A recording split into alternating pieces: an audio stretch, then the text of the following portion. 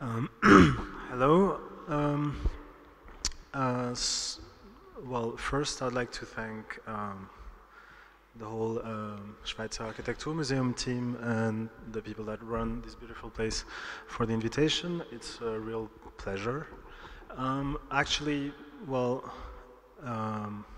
we are three associates at Fala. There's Filipe and Anna and me, Ahmed Belkodhja. So this is how we work. We are 10 people right now, working in a bit less than 30 square meter room. So it's very, very dense, but I'll come back to that a bit later. We all work around the same table, and we all share ideas very freely, let's say. And everybody, what is very important to us is that everybody in the office follows everything that is being done, or at least can keep an eye on it. This is the architecture school in Porto, of course. So I am actually Swiss. My two associates, so Filipe and Anna, are Portuguese. This is where they studied. And I studied both in EPFL and in ETH, so I am a bit familiar with the local reality, let's say, here. But more importantly, everything for us started in this building that is in Tokyo, Japan. And I think in our thinking about transformations and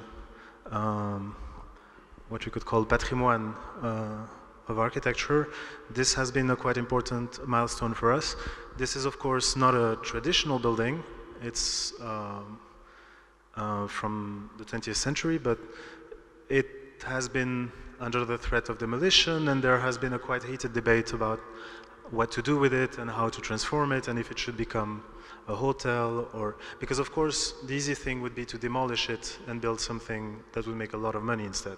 But there are a lot of people inside that want to keep it alive, even though it's occupied about 20%, I think, right now. So Filipe and Anna actually lived in that building for 1 year, and we did an exhibition based on the research we did on that building. And I think, let's say, the bit of utopia that this building imposes, and the distance between this utopia and the reality of the building is something that was quite inspiring for us. So we started actually by doing, as most young architects, a lot of competitions. That were, let's say, ideas, a bit utopian again, and actually some of them in Switzerland also. But then very fast we started to confront the reality of Porto with, let's say, what is happening right now in Porto is a lot of this. Buildings are being demolished except for the street facades, because the street facades, that's a bit what you were mentioning, is what the tourists see. And behind you have new buildings that happen, or even in this case this is a totally new construction, but in all cases these buildings have to look traditional and have to mimic the tradition. It goes to the point where some architects in Porto even, let's say, would paint a new wall in a yellowish tone to make it look old and things like this. Or we've had situations at the municipality where, for example, we had metal framing in an homogeneous building that we were refurbishing and that we had to replace. And the window frames that were originally metal, the municipality imposed to change them to wood because, and here is a quote, wood is old or looks old. So it gets to this very absurd situation, and this is something we are quite critical of. I mean, we are, in most buildings, when we start intervening, we are in front of things like this. So buildings that have been abandoned for 20, 30 years, and where most of what is there, let's say, has no real value, or at least we don't feel any, let's say, sentiment towards it, or we are not, I think in most cases we are not trying to romanticize these buildings. So this is some of the first projects we did. In some cases, like this one, basically we added nothing, or just a curtain, and here is just everything was simply painted in white, or I mean plastered and painted in white.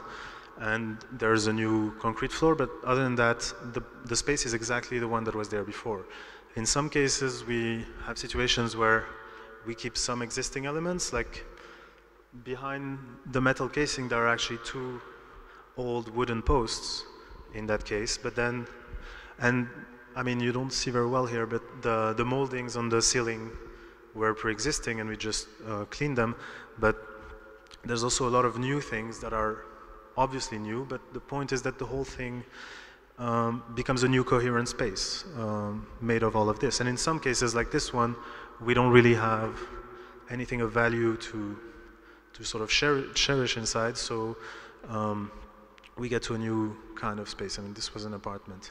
So ultimately, I think for us, transformed buildings or new buildings are basically the same. We look at them on the same page. This is usually how we look at our projects, all of them together, as if it was all one project. And projects that are transformations or new buildings or temporary, or they all have to sort of come together. And if I didn't tell you which ones are renovations and which ones are new buildings, you might not be able to know. And so, yeah. And also one thing that I wanted to point out, that we wanted to point out, was the importance for us of, let's say, a broader context that we set for ourselves, that is basically our architectural repertoire or culture. And this is something that we always look back to, because as was mentioned by a few people already today, we do not believe that we, as architects, there's a point in trying to invent anything really. So everything that we do is basically stolen or derived from pre-existing things. So when we do a house for a family like this one, we always have in mind, you know, its context, of course, what is around it, but also some precedents. And in this case, this is a Portuguese house by Fernando Távora that is maybe 2 hours from the new one. So in a way, you know, one could say the new project is a, let's say, virtual transformation of ideas already existing, even though in this case, for example, the interior is quite different or from the Távora house. This one is getting built now. But also it's very important for us to bring in, let's say, references and things that are not already belonging to the places in which we intervene. So, of course, we have all worked and studied in Japan, and there are a lot of architecture from Japan that we admire, and we looked at this a lot. I mean, those are houses from the 60s and 70s. And they were very instrumental in designing this house, so, which is of course a new building also, but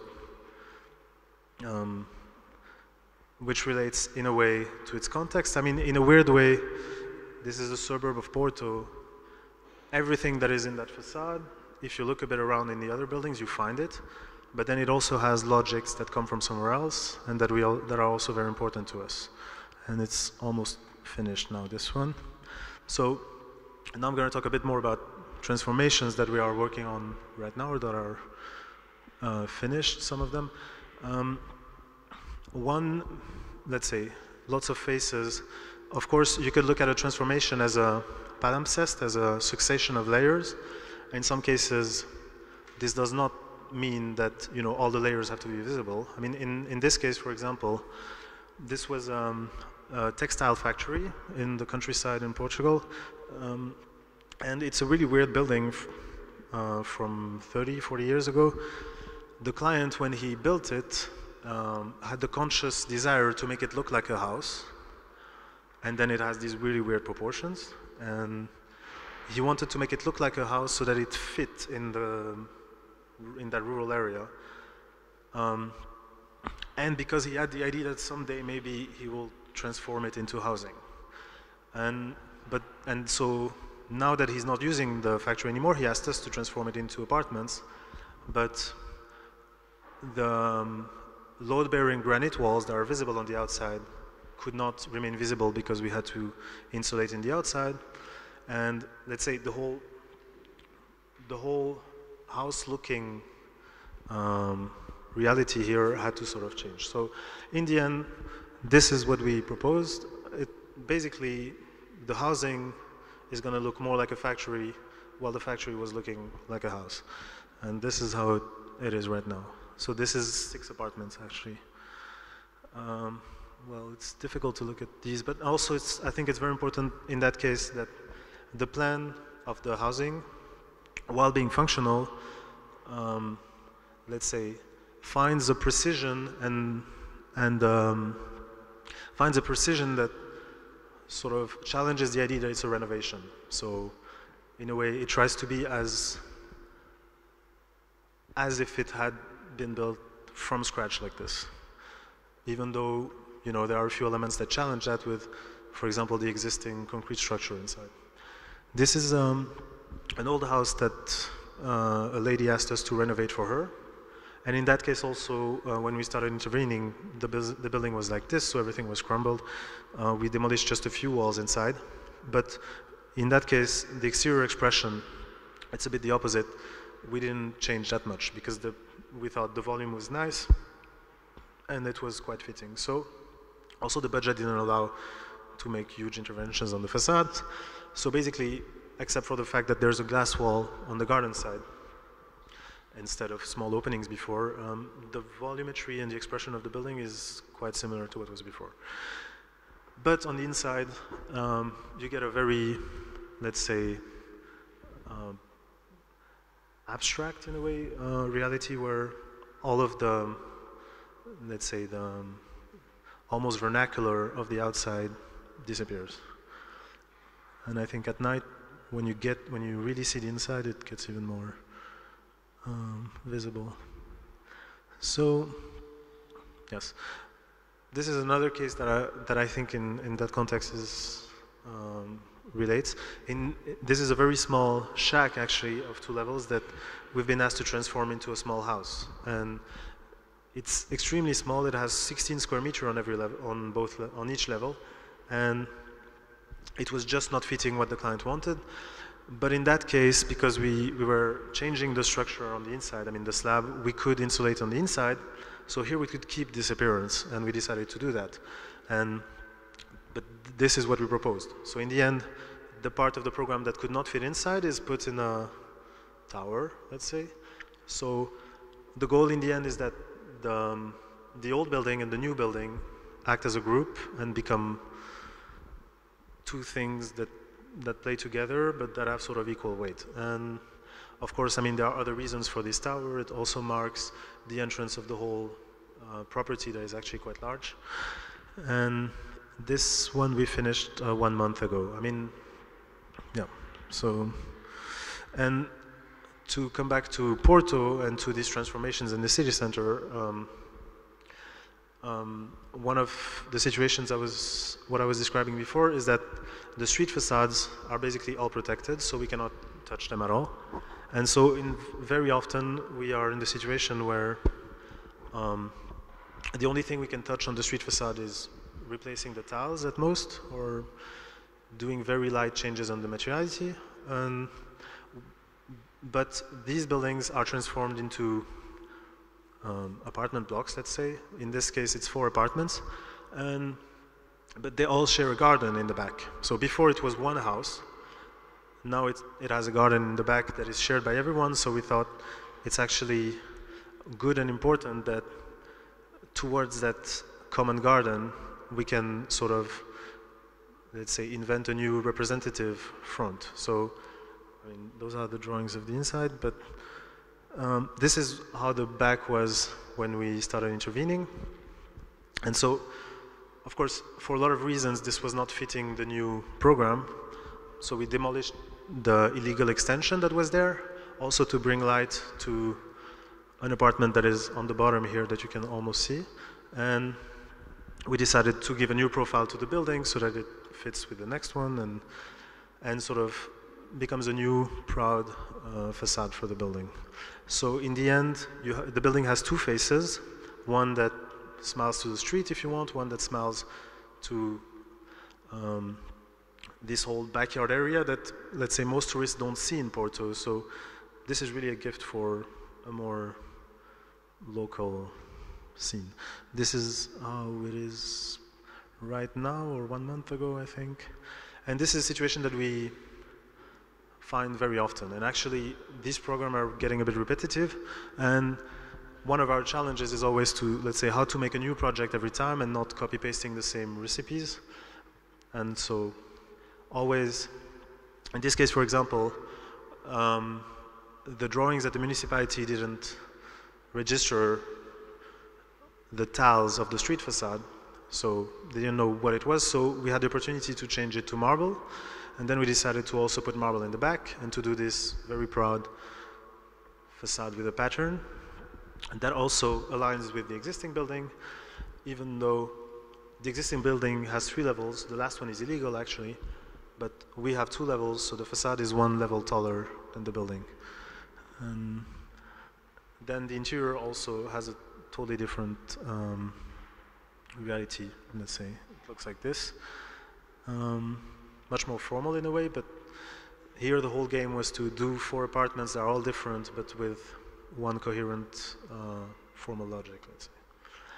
This is the street facade. We also added a round piece of marble that, let's say, counterbalanced the weight of the white door. This is the back facade as we found it, the drawing of the new one, and how we built it. And so, in the end, this new facade is meant to be looked at from all of the other buildings that face those gigantic backyards we have in Porto. And so in the way, it was also to, let's say, trying to carve a space where contemporary architecture can have an expression in the city.